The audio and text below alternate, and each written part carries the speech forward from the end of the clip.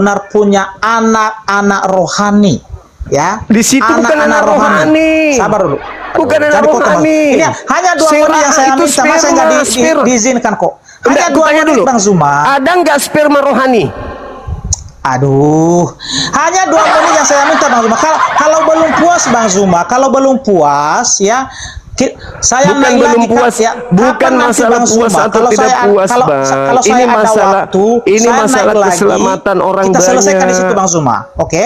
Ini bukan masalah apa? Masalah ini bukan. Ini kita berbicara mengenai keselamatan orang banyak. Syariah itu berbicara tentang anak cucu, keturunan, sperma yang berasal, anak-anak yang berasal dari sperma.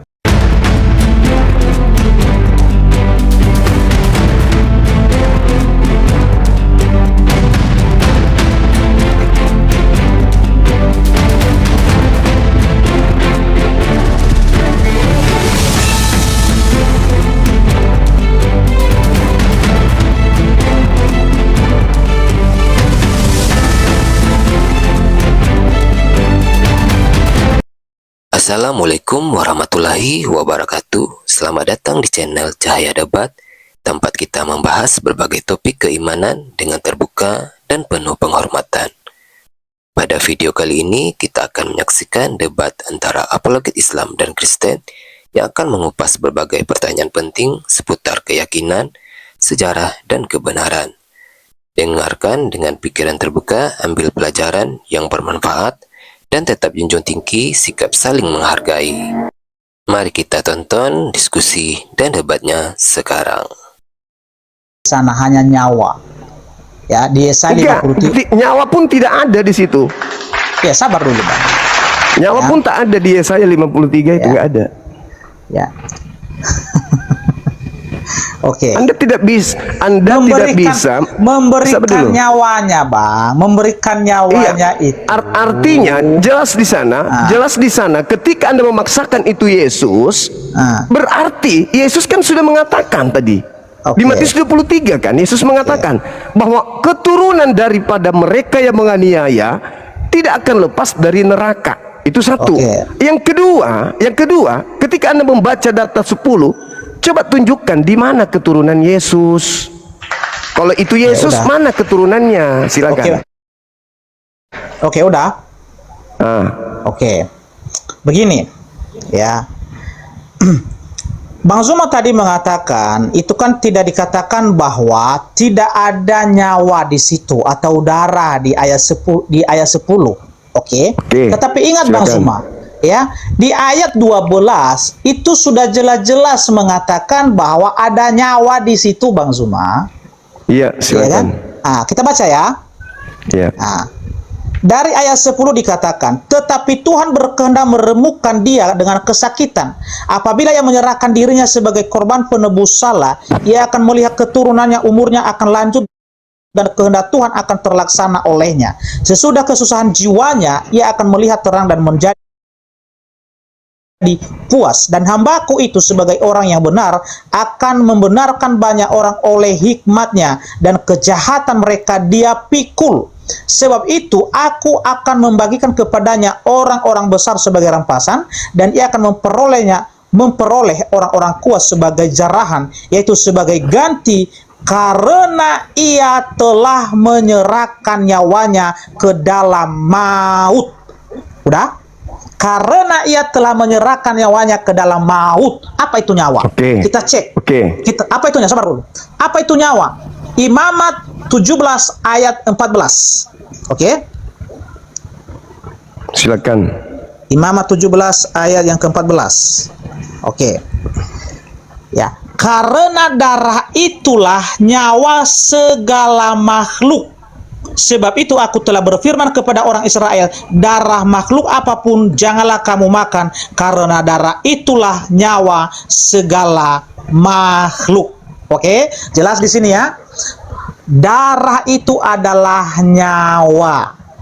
Ya, darah itu adalah nyawa. Jadi jelas tadi tertulis di ayat 12, Yesus memberikan nyawanya, menyerahkan nyawanya ke dalam maut. Jadi nyawa adalah darah.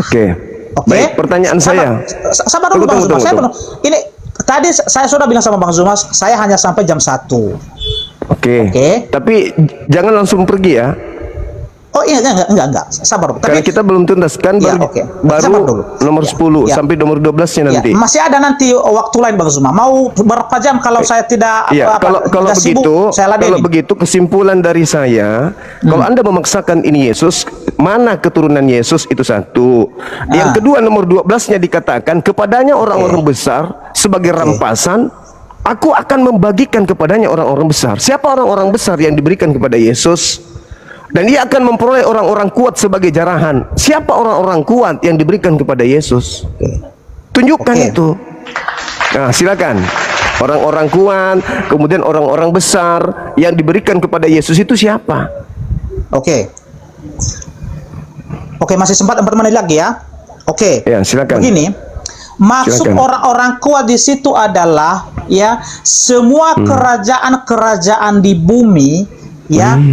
Yang percaya kepada Yesus, sabar dulu. Yang percaya kepada Yesus itulah orang-orang kuat. Artinya, orang-orang kuat di situ adalah merujuk kepada orang-orang yang percaya kepadanya. Baik itu raja dan juga siapapun di muka bumi ini. Dan kedua, siapakah keturunannya? Itu bukan keturunan secara biologis, Bang Zuma, tetapi keturunan. Kenapa Anda mengatakan bukan keturunan biologis? Sabar dulu. Kenapa? Coba bahasa Ibrani di situ apa? Sabar dulu Bang Zuma. Ini hanya 3 menit lagi waktu saya. Anda hanya cocokologi kalau begitu, berarti nggak cocok dengan Yesus. Enggak cocokologi. Cocokologi bisa karena saya di situ dikatakan itu, sebagai sera'ah. Sera'ah itu sperma. Sabar dulu Bang Zuma. Sperma itu berarti keturunan yang berasal dari spermanya. Kita akhiri dengan apa lah? Dengan baiklah. Kan kita awali dengan baik. Nggak bisa kalau Anda memaksakan bahwa itu untuk Yesus, tapi Yesus tidak punya keturunan. Itu namanya cocokologi. Saya buktikan dengan ayat-ayat Alkitab Bang Zuma. Ya, itu Anda cocokologi berarti. Ya. Wahyu pasal 21 ayat 7 ya. Wahyu pasal 21 ayat 7 saya bacakan ya. Wahyu pasal 21 ayat yang ke-7. Inilah anak-anak Yesus, anak-anak rohaninya. Ya? Aduh, tidak ada disebut anak rohani di situ, Pak. Itu berbicara mengenai sera'ah, itu sperma. Saya bacakan ya. Rohani. Masa ada sperma? Nggak usah. Aku sudah kenyang dengan pembohongan saya sudah kenyang. Nah, sekarang saya buktikan. Saya buktikan kebohongan kalian untuk menipu jemaat. Waktu saya hanya sampai jam 1 Bang Zuma. Kalau ada nanti waktu gini aja dulu sebentar. Sabar. Kapan kita teruskan? Kapan kita lanjut? Saya buka data. Tinggal dulu. Kan masih ada 2 menit. Katanya masih ada 2 menit. Tadi 3 menit. Ini aku buktikan betapa Kristen itu memaksakan untuk Yesus itu sebagai orang yang duduk di Yesaya.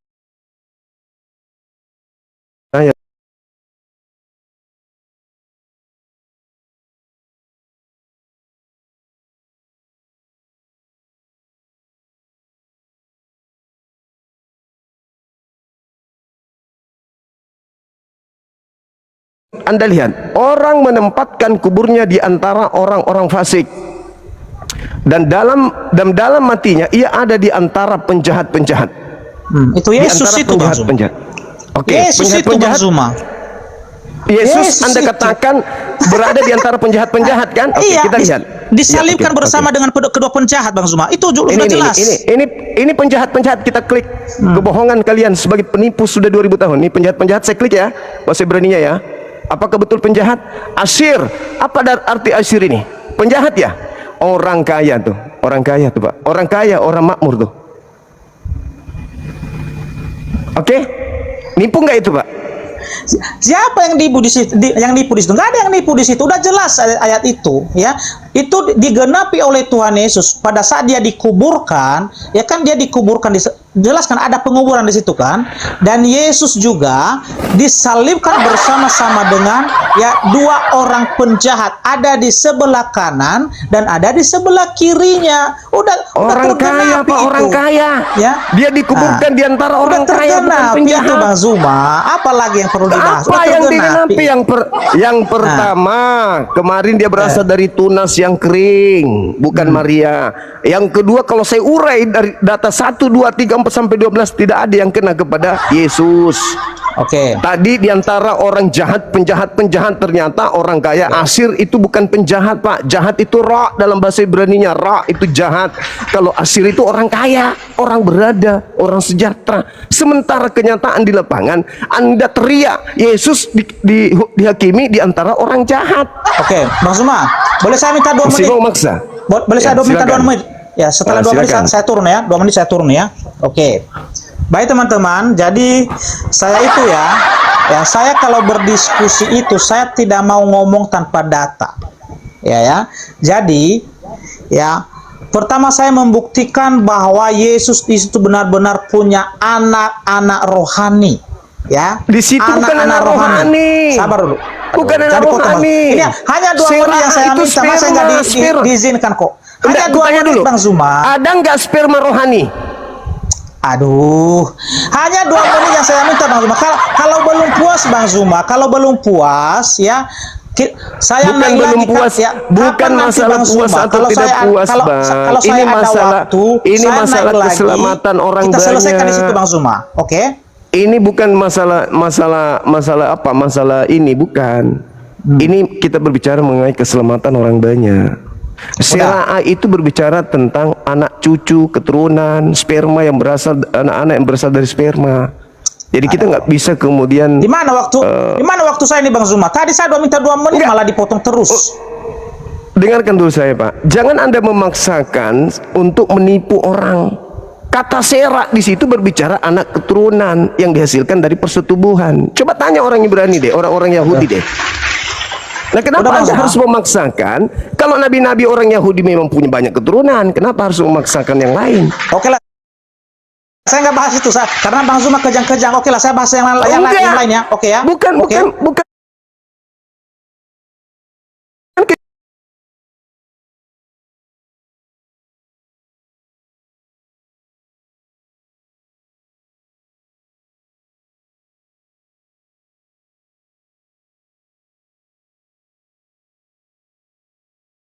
Boleh 2 menit Bang Zuma. Silakan. Oke. Silakan. Ya, jadi begini teman-teman ya, karena Bang Zuma tidak mau saya bacakan ya. Wahyu pasal 21 ayat 7. Saya sudah bahas tadi. Silakan Anda bahas lagi. Silakan. Ya, baik. Silakan. Oke teman-teman, jadi saya bacakan ya. Yang dimasukkan adalah keturunannya di situ atau anak-anaknya adalah anak-anak rohani, dibuktikan dengan Wahyu pasal 21 ayat ke-7. Bunyinya seperti ini. Barang siapa menang, ia akan memperoleh semuanya ini, dan aku akan menjadi Allahnya, dan ia akan menjadi anakku.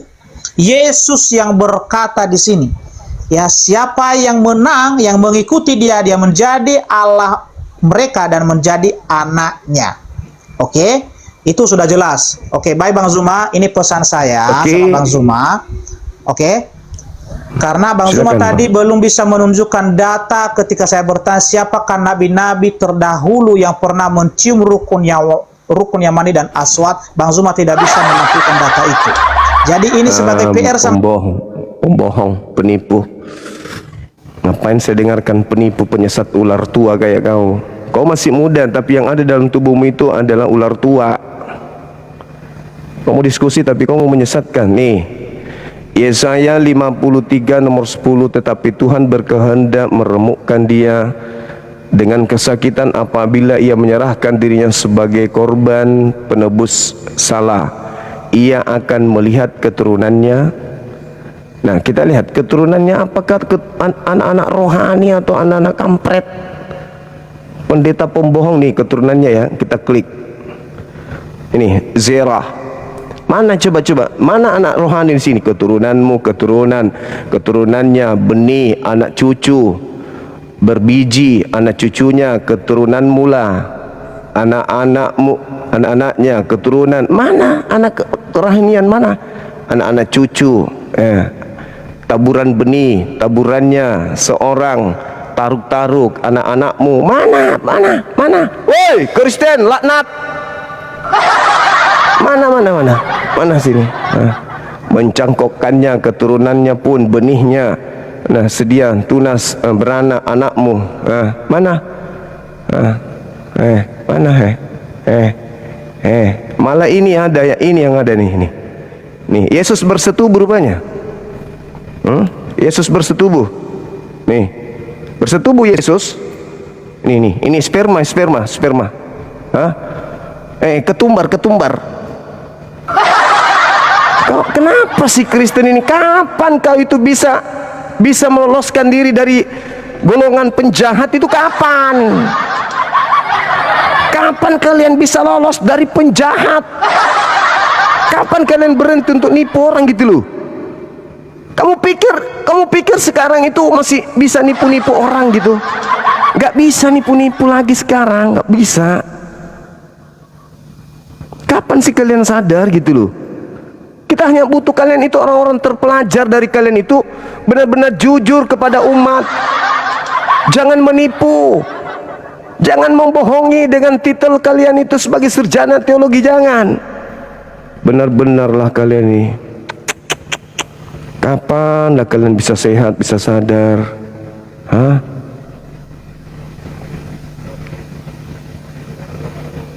Benar-benarlah kalian itu lucu memang. Keren, salut saya. Mau pendeta, mau pastor, kerjanya hanya kayak gitu aja. Itulah kelebihan kalian, menggunakan kitabnya orang Yahudi untuk nipu orang banyak dengan menerjemahkan senap perut. Tadi saya sudah sampaikan padahal udah kusampaikan di awal, orang yang menyalib itu keturunannya saja itu tidak kemudian mendapatkan surga, dia adalah orang neraka. Udah kubuktikan dengan dalil, dan itu pengakuan Yesus. Maksa kali. Terus giliran Hajar Aswad sudah kita buktikan dosa ditebus dengan mencium bara, rizpah. Bahasa Ibraninya itu rizpah atau lantai batu. Dicium lantai batu itu, sembuh, lepas dosa-dosanya. Itu ada bukti, ada contoh. Sekarang di mana di kitabnya Yahudi orang ditebus dengan darah manusia? Contohnya siapa? Nggak ada. Masuk ke Yesaya 53, nggak ada hubungannya ya, kitabnya orang Yahudi. Itu bukan bercerita tentang Yesus kok. Dipaksa kali. Nah inilah kalian saudara-saudara kami Kristen. Mau sampai kapan kalian seperti itu? Yang punya kitab tidak ada memahami seperti itu. Kalian yang bukan punya kitab seenak perut aja memaknai kitabnya Yahudi seperti itu. Kita telah menyaksikan bagaimana apologet Islam dan Kristen menyampaikan argumen dengan keyakinan mereka masing-masing. Perbedaan yang ada bukan untuk memperkeruh suasana, tetapi menjadi ruang untuk saling memahami dengan lebih dalam. Semoga diskusi ini menambah wawasan kita dan mendorong kita untuk mencari kebenaran dengan hati yang jujur dan pikiran yang terbuka. Terima kasih sudah menyaksikan sampai akhir. Jangan lupa like, share, dan subscribe agar channel ini terus berkembang dan menghadirkan diskusi apologet Islam yang bermanfaat. Sampai ketemu lagi dan nantikan video-video diskusi dan debat apologet Islam selanjutnya. Assalamualaikum warahmatullahi wabarakatuh.